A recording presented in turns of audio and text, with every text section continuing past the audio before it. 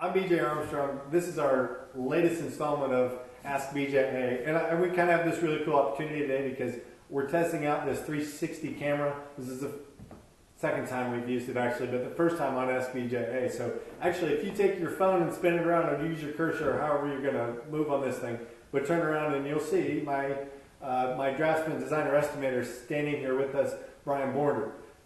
We've got a really fun opportunity. In fact, I'm going to walk around and join him. But we've got a really cool opportunity today to walk through this. This is our current model home.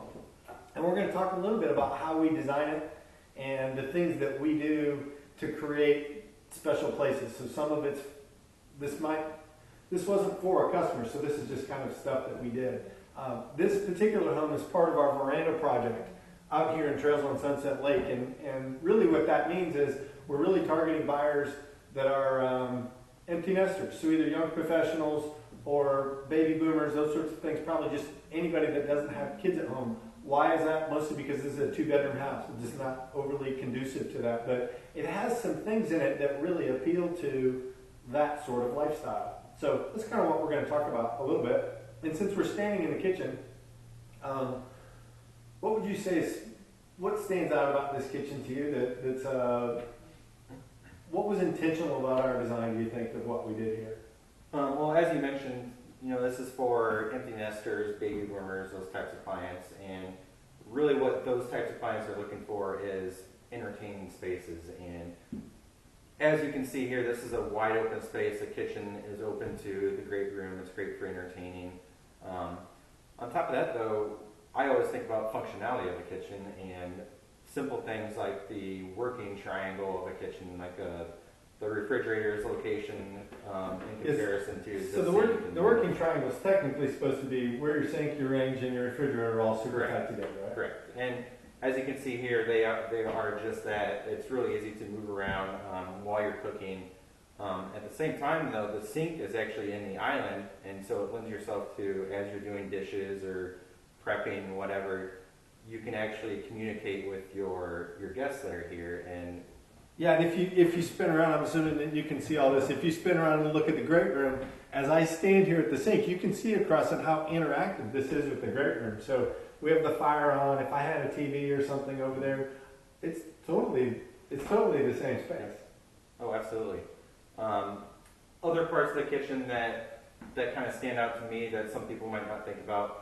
The microwave, for instance, that's become very popular to be underneath the countertop there. Really what that is accessibility. Yeah. Appliance manufacturers have come onto this thing too, where nobody wants to see the microwave. Used to be that all the microwaves were right here. Before that, they were all on the countertop. Nobody wants to see that anymore. So we really do, during our design phase, start to design that kind of stuff in so that it becomes more seamless. And that gives us the opportunity to do a lot more decorative type things. Correct.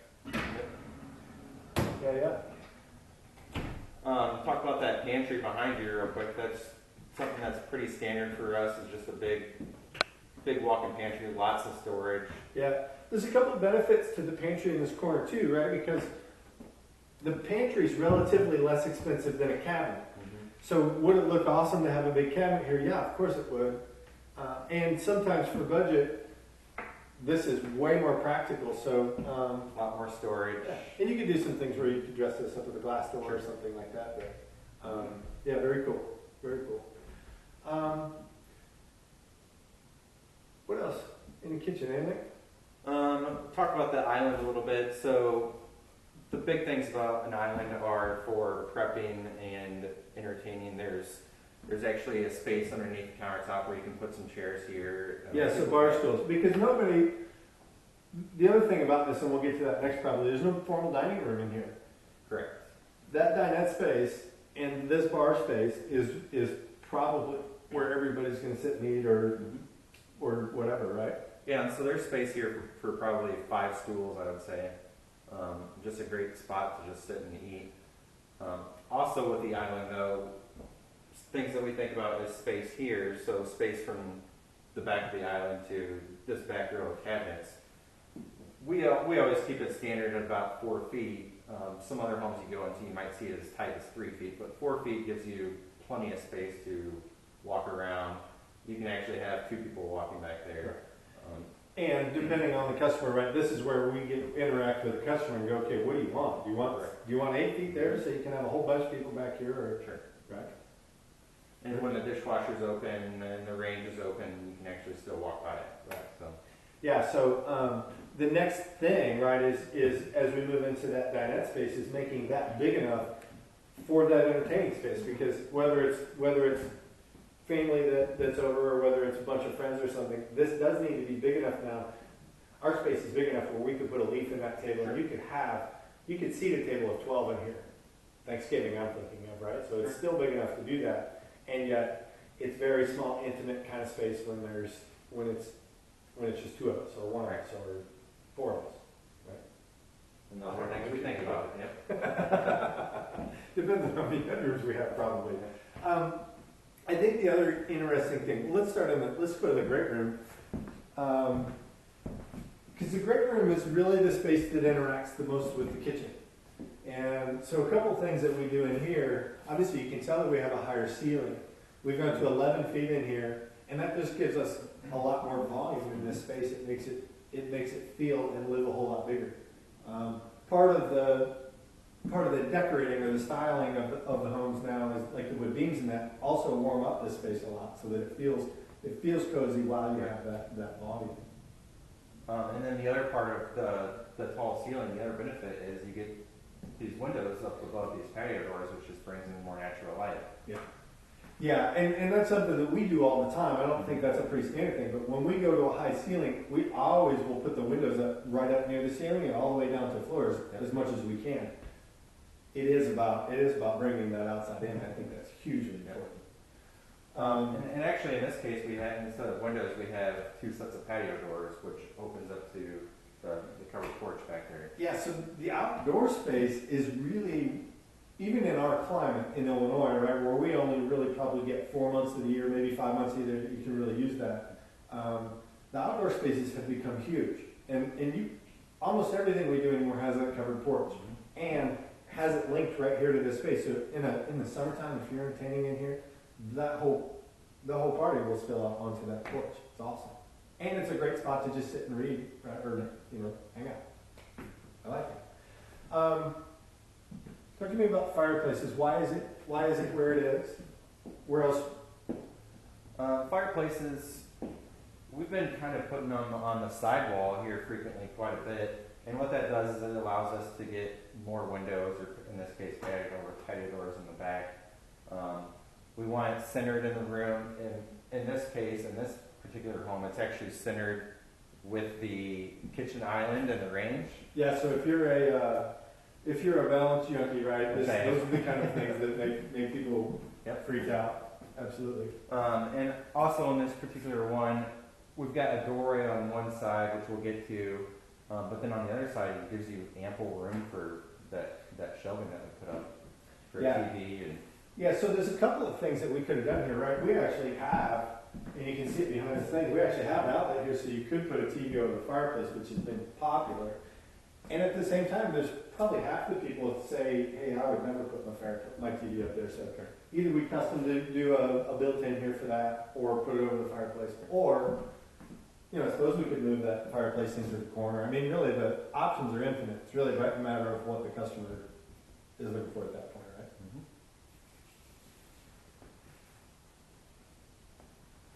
The covered porch, I don't want to get away from that quite yet, but the covered porch in this particular home is actually very, very private. We've got the dinette that bumps out on one side and the master bedroom that bumps out on the other side, which really creates this private porch, and you can sit out there and you don't have to look at the neighbors. No, I'm really glad you brought that up, because I think what happens in most new neighborhoods is houses generally are stacked right on top of each other, right? So one thing to have privacy from my neighbors, to me that's important. I like that. The other thing that's a little bit harder is that if you looked out the front window of this house, you'd see windows, which means that it's windy up here, right? I mean, it's always wind howling through here. But literally, you can sit back in this little pocket and it's not windy. So definitely makes it a usable space all the time in places that it wouldn't be otherwise. Something else that people ask me all the time, could we screen that in? Easy. I mean, that kind of stuff is super easy to screen in. So. The entryway is in this particular home is very open to the great room and the kitchen, and again, that's kind of the entertaining piece. It's a great spot to welcome your guests, and you can see them coming in the door, coming up to the door. Yeah. One thing, I don't want to get too far away here, but the other thing that's important about entryways, and we do this very intentionally when we design, is that when you're standing here, I don't ever want to be able to see the bed in the master bedroom, right? It's just, there's something ooey about that to me, right? I want that privacy. And so one of the reasons you see that hallway back to our master bedroom is because of that, so that you can't see the bed from the entryway. Same with the kitchen sink. Or one of the cardinal rules generally of design is that when you're standing in front door, you don't want to be able to see the kitchen sink. This plan kind of breaks that rule a little bit. And I think our styles and the stuff that we've been building lately has been trending that way. But you know, if we wanted to, again, depending on who the customer is, we'd start to play with some things like building a wall here. We could close some things up in here and make it feel just a little bit different, depending on what somebody wants.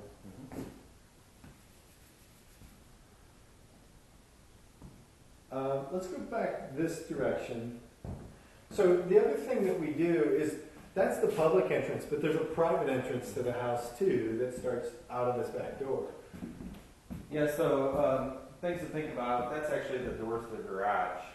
Things to think about when think about garage placement and the door coming into the house is we actually have the laundry and mudroom back there.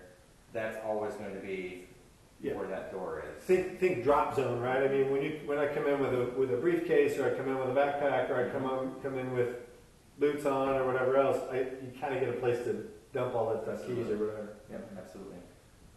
The other thing to think about too is groceries. People come in from their garage with groceries. Well, the kitchen is right here, so it's easy to drop those groceries. You don't have to carry them across the house. Right. And sometimes we break those rules, right? Occasionally. There are times when it's okay to break those rules, but for the most part, we do try to design inside of that general guideline. Yeah. One other popular feature that we didn't do in this house, but another popular feature recently has been attaching the master suite now to that drop zone, right? So we could have built the master suite on this side of the house instead of that side of the house, and that would allow us to enter the master suite from through the mudroom or something like that, where you get another kind of private entrance into there, which has been cool. And again, that's I think that's more of an empty nester type design, where if they're the only ones living there, right, the laundry room's right there, so they don't have to worry about carrying laundry across the house. Absolutely.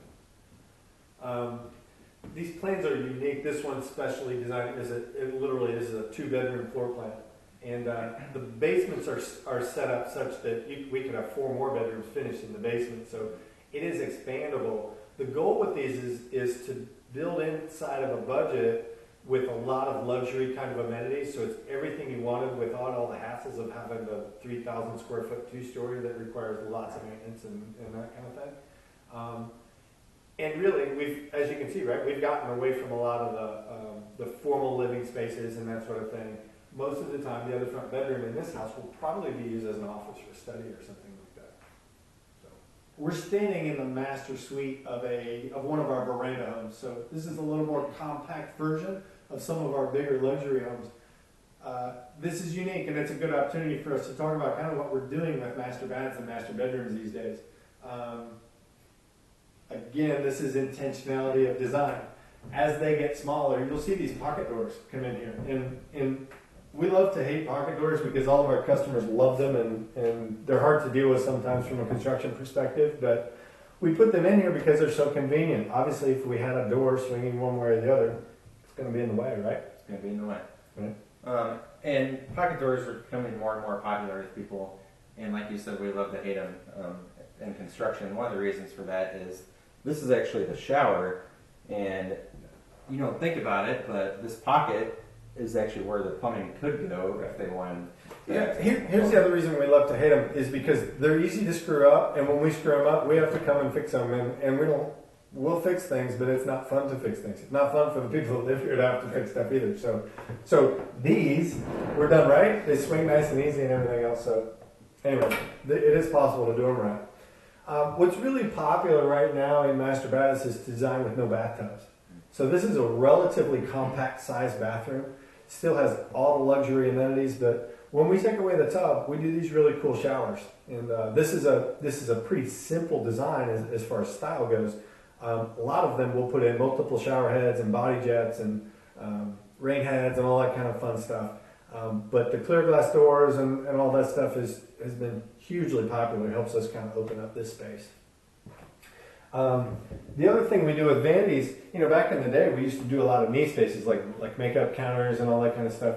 We don't do a lot of that anymore. Most of our customers aren't requesting that. Most of the time, we're chasing lots of really great storage, right? So lots of drawers and a lot of counter space. Yeah, and the drawers actually increase the counter space even more because you find that you would have more spots to put the iron or the hair dryer or anything. Absolutely, and I don't know that we'll be able to see it, but we actually put outlets inside of our drawers. So now with your hair dryer and that kind of stuff, you can drag right out of the drawer and use it and put it back in, and it doesn't clutter. So that's pretty cool. And your curling irons, they're pretty indestructible with the granite, so it doesn't happen anymore. The other big trend in bathroom designs is coming from the bedroom through the bathroom into the walk-in closet. Again, we close this up with a pocket door, but our walk-in closets this way, if somebody's sleeping, you can literally close this space off, get dressed in here, get ready, and walk out without ever disturbing anybody. Obviously, we do a lot of custom shelving and that kind of stuff in the closet itself. And the closets are pretty big, right? I mean, this goes back forever. Anyway, yeah, so obviously you want these big enough for at least 2 people, and makes it super cool. So what else would you talk about the bathroom? Going back to the pocket doors, that's another great spot for one because if you think about it, if a door is swinging into that closet, you lose a space for some shelving. So that gives you more space for shelving. The stool you can't really see. That's intentional too. And part of the reason is with this door being open and into the bedroom, you can't see the stool from there. We call that face the nation when you have to see it. Yeah, absolutely. All right. That's it. Hey, thanks for joining us. This has been a fun tour of our master bathroom.